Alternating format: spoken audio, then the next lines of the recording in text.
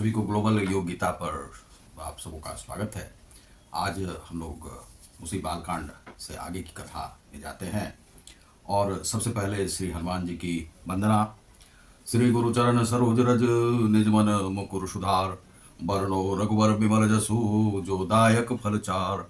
बुद्धिहीन तनु जान के सुमिरो पवन कुमार, बल बुद्धि विद्या देहु मोहि हरहु कलेश विकार। जय हनुमान ज्ञान गुण सागर जय कपीस लोक जागर, रामदूत अति बलधाम। ओम वक्रतुंड महाकाय सूर्यकोटि संप्रभा, निर्विघ्नं कुरु मे सर्व कार्येषु सर्वदा। निर्विघ्न करें श्री गणेश जी और माता और माता पिता को भी नमस्कार, जगदम्बिका को नमस्कार और शिव भगवान को भी नमस्कार, पार्वती सहित शिव भगवान को नमस्कार।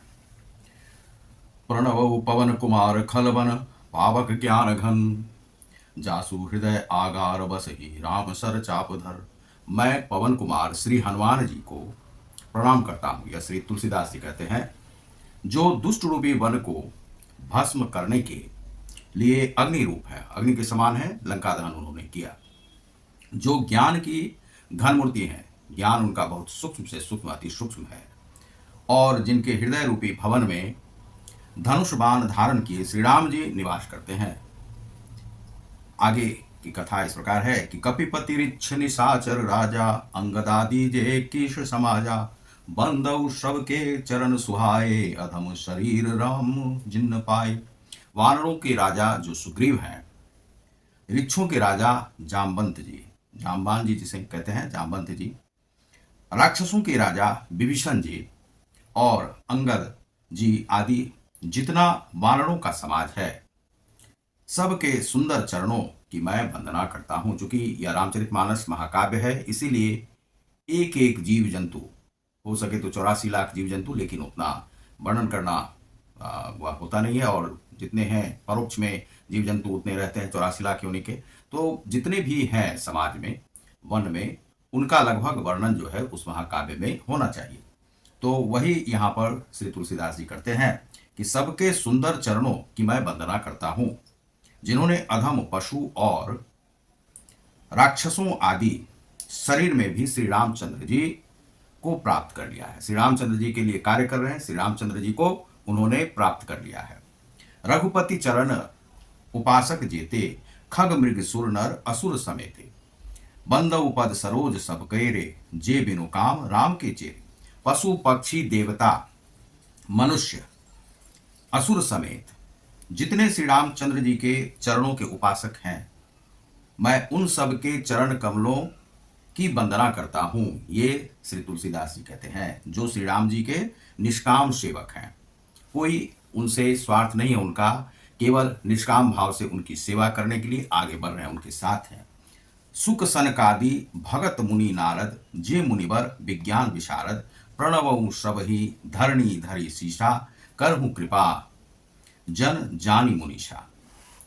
सुखदेव जी और सनकादिक नारद मुनि जितने भी हैं, आदि जितने भक्त और परम ज्ञानी हैं, श्रेष्ठ मुनि हैं, ऋषि मुनि हैं, मैं धरती पर सिर टेक कर, अर्थात सिर नवाकर जो है, सिर टेक कर उन सब की वंदना करता हूं। हे मुनिवरों मुनीश्वरों, आप सब मुझको अपना दास जानकर कृपा कीजिए। अर्थात रचना से पूर्व वे कहते हैं कि आप सभी हम पर कृपा करें। जो राम आने वाले हैं, तो उनसे पहले हम जो रचना कर रहे हैं उसमें आप कृपा करें। जनक सुता जग जननी जानकी, जग जननी जानकी। कल ही जो था सो सीता और राम का विवाह दिन था, और उसे विवाह पंचमी भी कहा जाता है। और कल जो है वह भी दिवस था जब बाबरी मस्जिद को ढहाने के बाद श्री राम जी की एक कथा शुरू हुई थी अयोध्या में, और अयोध्या नगरी उस दिन से जागृत होना चाह रहा था, लेकिन बाद में वह जागृत हुआ और वह मुख्यमंत्री और जो गोरक्ष पीठ धाम के पीठाधीश्वर हैं, उनके द्वारा जो अयोध्या नगरी की कथा को फिर से पुनः जीवित किया गया। राम अपने भवन में पहुंचे, तो वही जानकी माता जो है, तो जानकी जी का कल जो दिवस था वह जो जानकी विवाह का था, और वह सीताराम विवाह का था, और यह जो विवाह पंचमी के नाम से वह है, और वह 6 दिसंबर था, 6 दिसंबर। अतिशय प्रिय करुणा निधान की, ताके जुगपद कमल मनावऊं जासु कृपा निर्मल मति पाऊं। राजा जनक की पुत्री जगत की माता और करुणा निधान है। श्री रामचंद्र जी की प्रियतमा भी हैं वे। श्री राम और श्री जानकी जी के दोनों चरण कमलों को मैं मनाता हूं अर्थात प्रणाम करता हूं, जिनकी कृपा से निर्मल बुद्धि पाऊं। तो बुद्धि कैसी हो? निर्मल बुद्धि, जिसमें स्वार्थ का लेश मात्र भी नहीं हो, संसार से मुक्त बुद्धि हो। लेकिन संसारी जो संसार में है उन्हें संसार में रहना पड़ता है, इसलिए पूरी तरह से आप संसार को नहीं छोड़ सकते संसार में रहते हुए। लेकिन वे कहते हैं कि संसार से मुक्त होकर मैं यह पुस्तक, यह जो महाकाव्य है, इसकी रचना करूं। और इसलिए वे निर्मल बुद्धि चाहते हैं, और जिनकी बुद्धि निर्मल नहीं होगी वह ऐसी रचना कर ही नहीं सकता, वह आध्यात्मिक हो ही नहीं सकता। आध्यात्मिकता की का पहला जो सोपान है वह सोपान है आपको वहां पर निर्मल हृदय, निर्मल बुद्धि और निर्मल हृदय। तो वे कहते हैं कि निर्मल करें वे बुद्धि को। मैं मनाता हूं जिनकी कृपा से मेरी बुद्धि जो है निर्मल हो जाए। पुनि मन वचन कर्म रघुनायक, चरण कमल बंदौ सब लायक। राजीव नयन, राजीव नयन कौन है? तो रामचंद्र जी की जो आंखें हैं वह कमल के समान है। राजीव नयन, कमल से भी तुलना की जाती है, उनके पैर की भी जो है उसी से। चरण कमल बंदो रघुराई। राजीव नयन धरे धनु सायक, भगत विपति भंजन सुखदायक। फिर मैं मन वचन और कर्म से कमल नयन धनुष बाणधारी, भक्तों की विपत्ति का नाश करने और उन्हें सुख देने वाले भगवान श्री रघुनाथ जी के सर्वधर्म समर्थ सर्व समर्थ चरण कमलों की वंदना करता हूं, उनकी मैं वंदना करता हूं। अब यहां पर वे कहते हैं कि गिरा अरथ जल बीच सम कहियत, भिन्न न भिन्न बंदौ सीता राम पद, जिन्हि परम प्रिय खिन्न। जो वाणी और उसके अर्थ तथा जल और जल की लहर के समान कहने में अलग अलग है, परंतु वास्तव में वे अभिन्न हैं, एक ही हैं। उन श्री सीताराम जी के चरणों में मैं वंदना करता हूं, जिन्हें दीन दुखी बहुत ही प्रिय है। जो दीन दुखी हैं, चूंकि वे राजा हैं, और राजा यदि दीन दुखी पर दया नहीं करेंगे तो कौन दया करेगा? तो दया करते हैं तो उतने लोगों का उपकार होता है। ऐसे राजा रामचंद्र जी हैं, उन्हें वे प्रणाम करते हैं, सीता मैया को भी प्रणाम करते हैं, और ये श्री तुलसीदास जी करते हैं। आगे की जो कथा है, बंदऊ नाम रघुबर, राम रघुबर को, हेतु कुशानु भानु हिमकर को, विधि धरि हरमय वेद प्राण सो, अगुण अनुपम गुण निधान। श्री रघुनाथ जी के नाम राम की वंदना करता हूं, राम नाम की वंदना करता हूं, जो कृषाणु अग्नि, अग्नि के समान, भानु सूर्य के समान, और हिमकर चंद्रमा के समान। हिमकर जो है पर्यायवाची शब्द है, किनका? चंद्रमा के समान। का हेतु अर्थात र आ म रूप से बीज है। वह राम नाम ब्रह्मा विष्णु महेश, ओम, ओम भी जो है वह ब्रह्मा विष्णु महेश है। उसी तरह से रा अ म, राम में ब्रह्मा विष्णु महेश है। ब्रह्मा विष्णु और शिव स्वरूप हैं। महेश कौन है? शिव स्वरूप। वह वेदों का प्राण है, निर्गुण है, उपमा रहित है, और गुणों का भंडार है। राम का नाम कैसा है? गुणों का भंडार है, और वह उपमा रहित है, उसकी कोई तुलना नहीं हो सकती। उनकी जो शक्ति है वह तुलना से परे है। महामंत्र जोई जपत महेशु, काशी मुक्ति हेतु उपदेशु, महिमा जासु जान गणराऊ, प्रथम पूजियत नाम प्रभाव। अब वे कहते हैं कि जो महामंत्र है, जिसे महेश्वर से शिव जी जपते हैं, और उनके द्वारा जिसका उपदेश काशी में मुक्ति के लिए किया गया, तथा जिसकी महिमा का गणेश जी उनकी महिमा जानते हैं, उस मंत्र का, जो इस राम नाम के प्रभाव से ही सबसे पहले पूजे जाते हैं, श्री गणेश जी। जान आदि कवि नाम प्रतापु, भयउ शुद्ध करी उल्टा जापू, सहस नाम सम सुनि शिव बानी, जपि जई पिय संग भवानी। आदि कवि श्री वाल्मीकि जी जो हैं, राम नाम के प्रताप को जानते हैं, जो उल्टा नाम मरा मरा जप करके भी राम नाम जपने लगे, और जप कर पवित्र हो गए।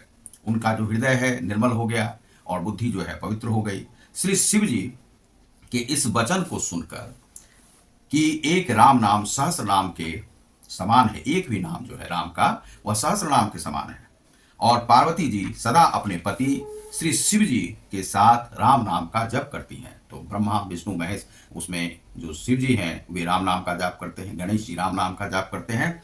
हर से हेतु हेरि हर ही को, किय भूषण तिय भूषण ती को। नाम प्रभाव शिवनी को जान शिवनी को, नाम का जो प्रभाव है उसे श्री शिव जी अच्छी तरह से जानते हैं। कालकूट फलु दिन अमी को, अब जो कालकूट जो वह निकला कहाँ से, तो जब अमृत मंथन के लिए जो किया गया था समुद्र मंथन, तो वह अमृत के बाद जो है सो वह भी निकला। क्या विष, अब विष पान करने के लिए कोई तैयार नहीं था, तो वह जो राम नाम का जो प्रभाव है, राम नाम की शक्ति से ही विष का पान किया गया और उसे वे पचा गए गले के भीतर में और नीलकंठ बन गए श्री शिव जी।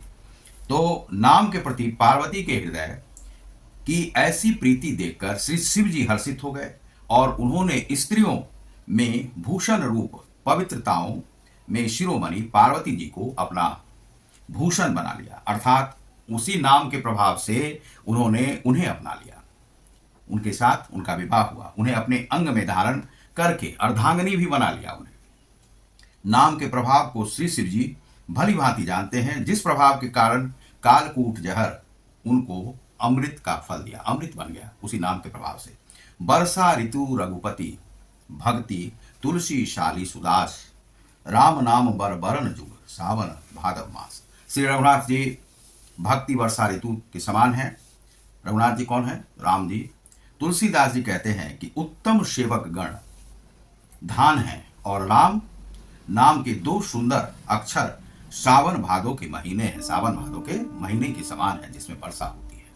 तो धान जो है, धान को क्या चाहिए? वर्षा, और उसी यदि वर्षा नहीं होगी तो वह सूख जाएगा। उसी प्रकार से जो हरि की भक्ति में लीन है उसके लिए राम नाम का जाप है। राम नाम की शक्ति को जो पहचाना, अब ये कहते हैं कि राम नाम जो है, राम आगे जो पंक्ति आती है उसमें श्री तुलसीदास जी कहते हैं कि राम बड़े हैं या राम का नाम, और उन्होंने स्वीकार किया है कि राम का नाम ही बड़ा है, क्योंकि राम नाम तो सब जप सकता है और राम को देख कोई नहीं सकता, लेकिन जो राम का नाम जप करता है वह राम के समान ही हो जाता है। उनके हृदय में राम बसने लगते हैं। जैसे श्री हनुमान जी के हृदय में राम सीता लक्ष्मण तीनों का वास है और तीनों को कंधे पर भी बिठाते हैं और लेकर के उड़ जाते हैं। ऐसे महाशक्तिशाली श्री हनुमान जी हैं जो कि राम के सेवक हैं, महाभक्त हैं और भक्तों के भक्त हैं।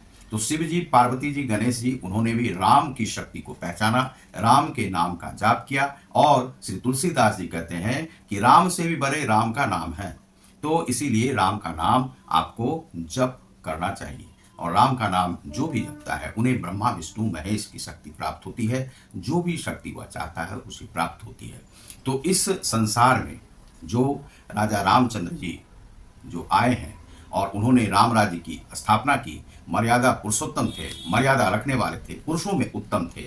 ऐसे पुरुष प्रधान को हम सभी जपते हैं और उनका नाम क्या है? राम, राम।